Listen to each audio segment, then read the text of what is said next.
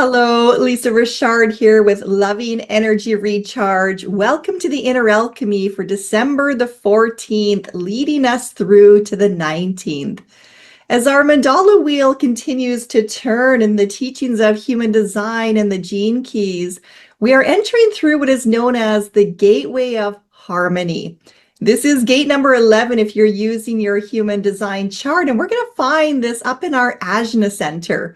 So the Ajna Center in the teachings of human design is all about that third eye awareness, really expanding from the small mind and into the divine mind, the possibilities that exist beyond what we cultivate for ourselves by allowing the ego to get out of the way and inviting the light to come in. Now, it's also interesting because as we are getting this gateway opened in the collective, we're also in our final gate that is associated to the ring of light.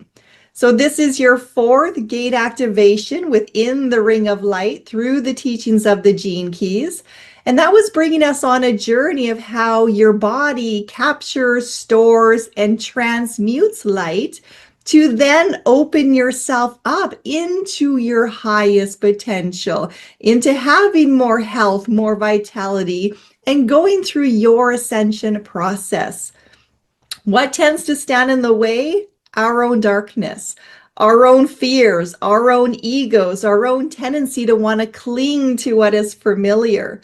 So as we're entering into the gateway of harmony, gate number 11, there is a natural fear and a natural anxiety at a collective level in here that does bring forward the fear of the darkness.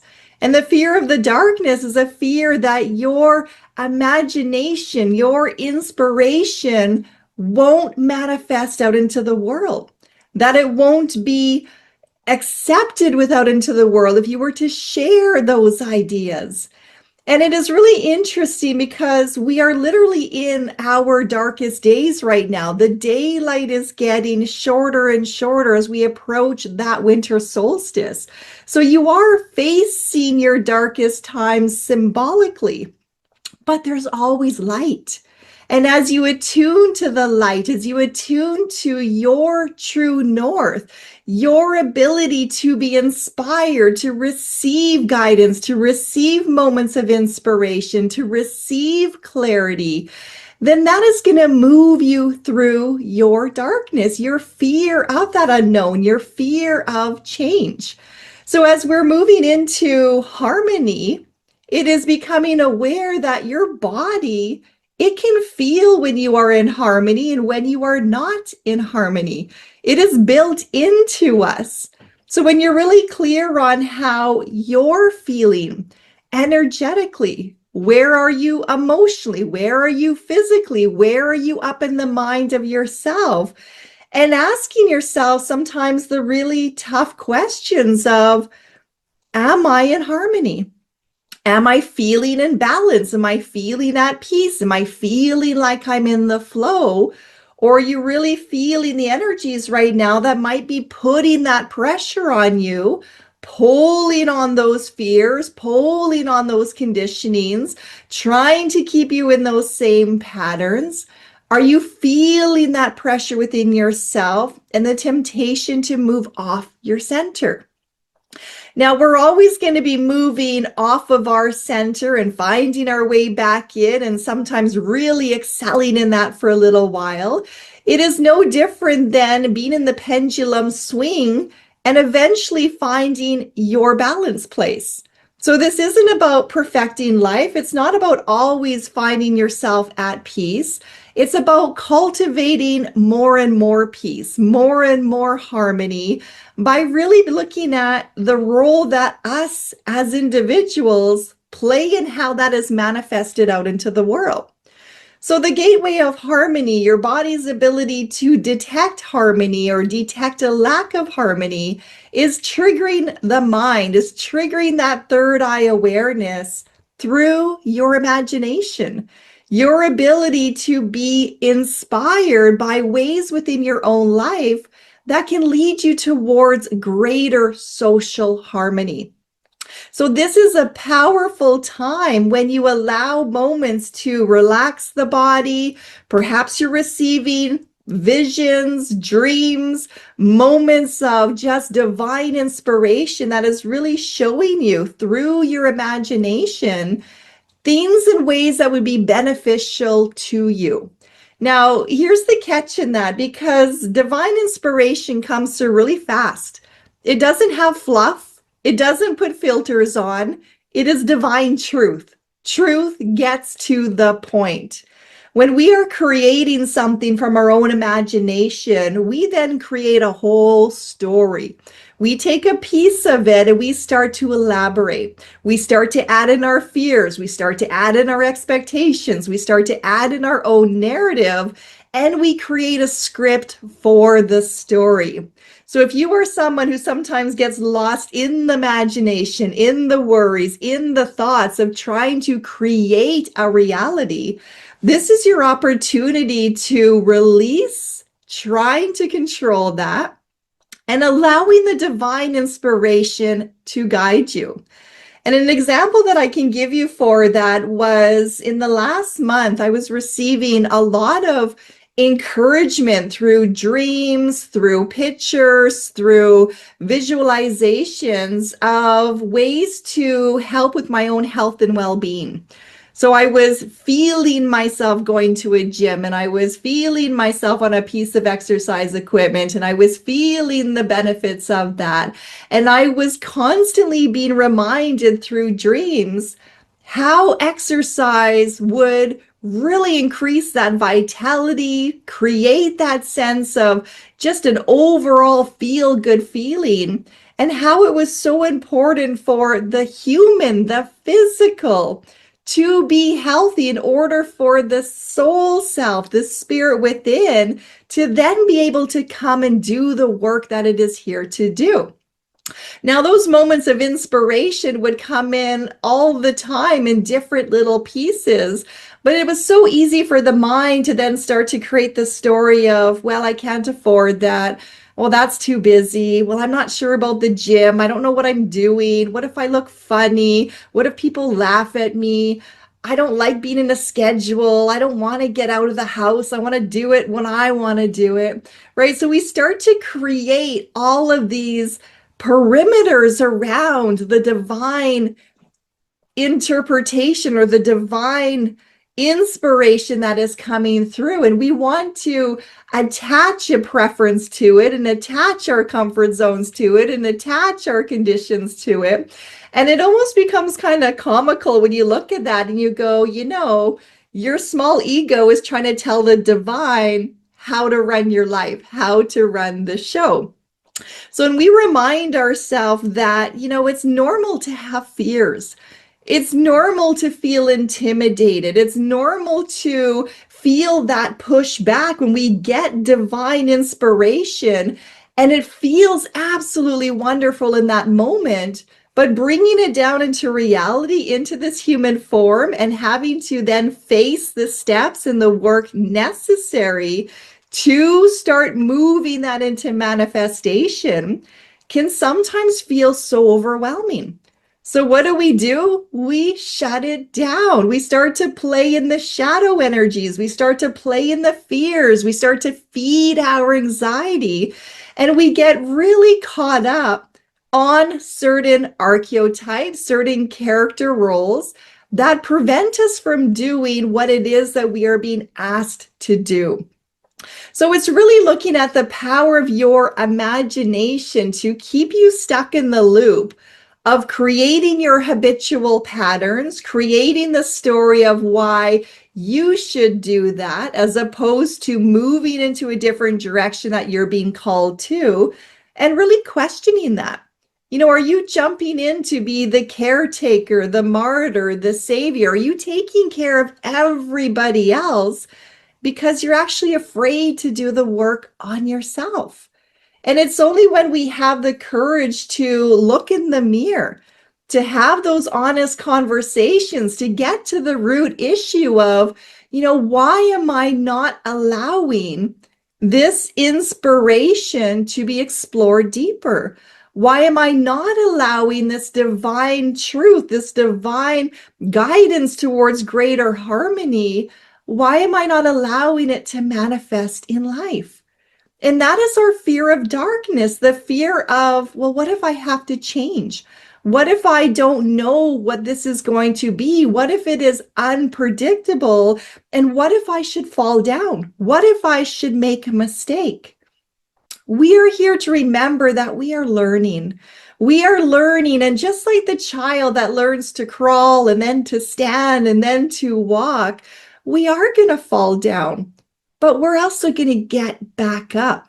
And every time we encourage ourselves to get back up and take another step forward, we build self-confidence, we build strength, we get a new understanding of what to change, what to tweak, what can be done differently next time.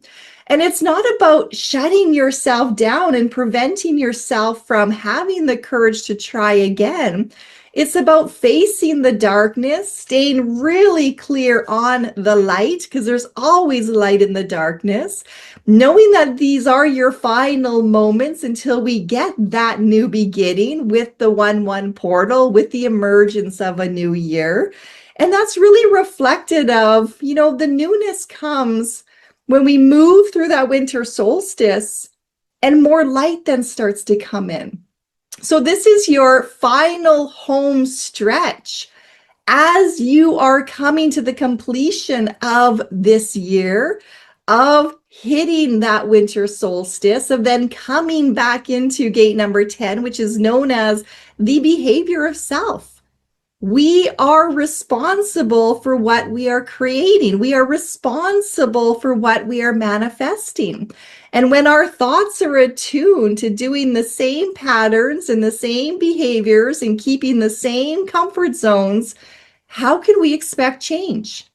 It's easy to fall into the victim archetype, to blame, to shame, to lay guilt. But when we get really clear on, why am I doing this? Why am I in this pattern of behavior? What is it really serving? And most importantly, what am I afraid of? What am I afraid of by saying, no, I'm not available for that. No, I don't agree with that. No, that's not my responsibility. And bringing yourself back into center. To be guided from the heart is what truly does matter. What is most important? And that is where allowing the light to come in, allowing yourself to move into greater harmony for yourself, often means that you're going to feel out of harmony because you're entering into something that is new.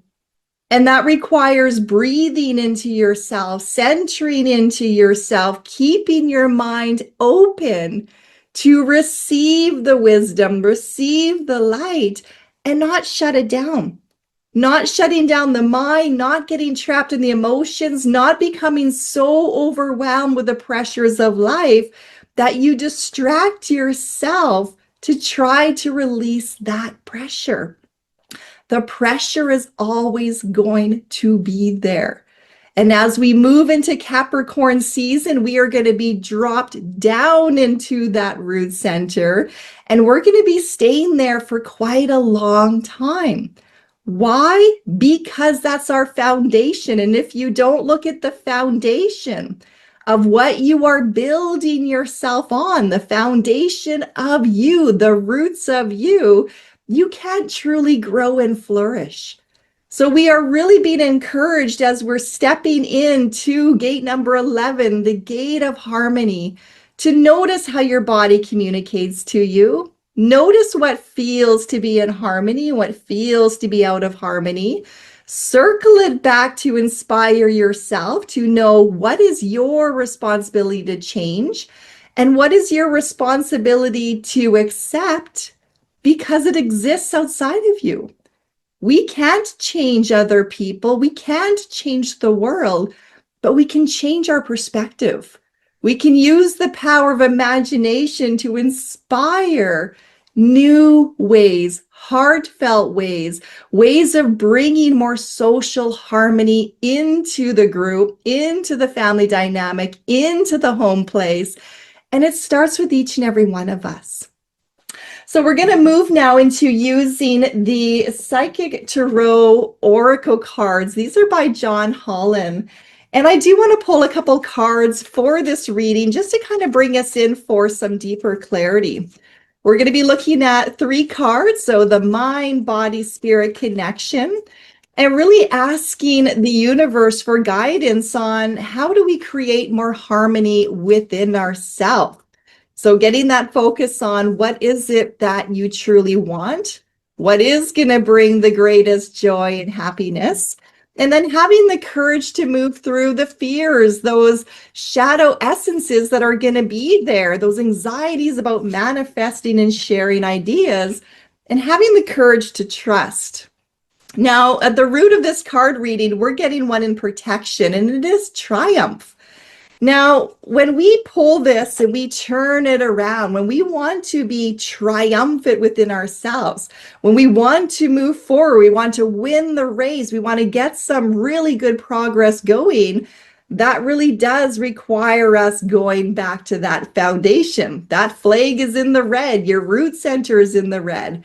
So you can charge yourself forward, you can push yourself out there to make things happen, but at what cost?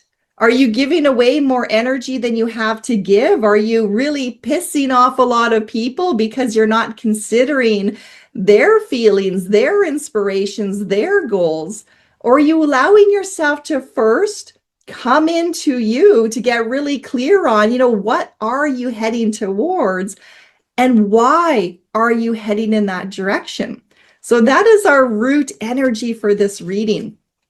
Coming into the mind, we have it in protection again. Now, this is all about planning and having patience. And, I'm guilty for this myself. I enjoy planning. I enjoy scheduling. I love to see things in the book that inspires me to keep on going. I like to have an essence of feeling like I'm busy, like I'm working towards a goal. But every time we step into trying to plan for ourselves, every time we fill up our schedules, we fill up our to-do lists, and we fill up our agendas, we're not available for the divine. We're not available for the inspiration, for the newness that is coming through and giving it the space that it needs to manifest. So you're really being encouraged in this energy, this gateway of harmony, to look at where you can clear off space in your schedule to bring yourself into more balance, more opportunities to relax, more opportunities to be open, more opportunities to just kind of sit in the awe and the wonder, to be invited in to participate with life. Moving into the body card, we do have this one upright. This is the essence that there is a lot of positive movement forward. So we don't get caught up in those emotions when we allow ourselves to just kind of ride through whatever is going on. You maintain your center, you honor your feelings, you honor your emotions, you move through these darkest days by staying fixed on that light. Offering yourself that encouragement, reminding yourself that you are doing this one step at a time, that you do have the ability to reach that endpoint, to reach and come in through the light of the truth, to then get more clarity. That number 8 is all about transmuting our lower vibrating energies into higher and allowing that integration to take place.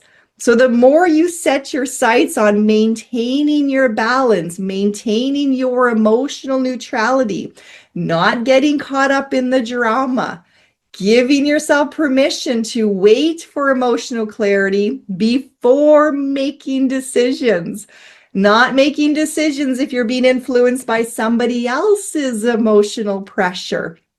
So allow yourself that clear sailing, allow yourself to really step into the harmony of knowing that when you sit above the turbulence, it is a lot easier to see, to sense, to feel, to know the correct direction for yourself.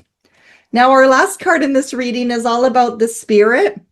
We're getting it upright and center in this one. It says for us, material and spiritual prosperity.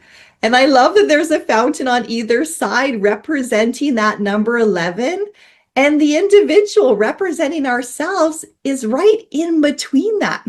So we are always at the crossroads of our choices and our decisions.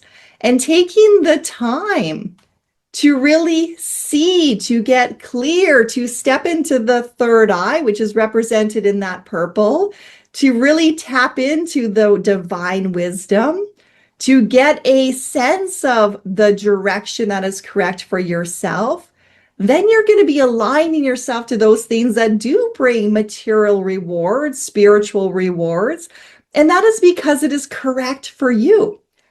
Now, when we look out into the world, we can see the selling of competition, of feeling like you have to get ahead of somebody else or measuring yourself to somebody else to really see where you are in your own progress. That is not harmony. Harmony is really coming home to you to say, you know, what do you want? Where are you going?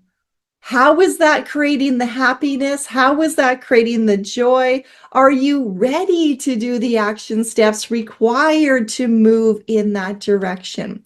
So it's not about rushing into it right now. It's about getting clear and allowing that clarity to then take you through Capricorn season, dropping you down into the root, helping you manage the stresses of life, the pressures of life, by holding your foundation and holding your core strength in that. So that is the energy that we are in right now. And for those who are available, on December the 30th, I'm offering a free Zoom meeting to really talk about preparing for the 1-1 portal and how to use your human design chart as a tool to navigate through the gate activations that are coming through Capricorn season.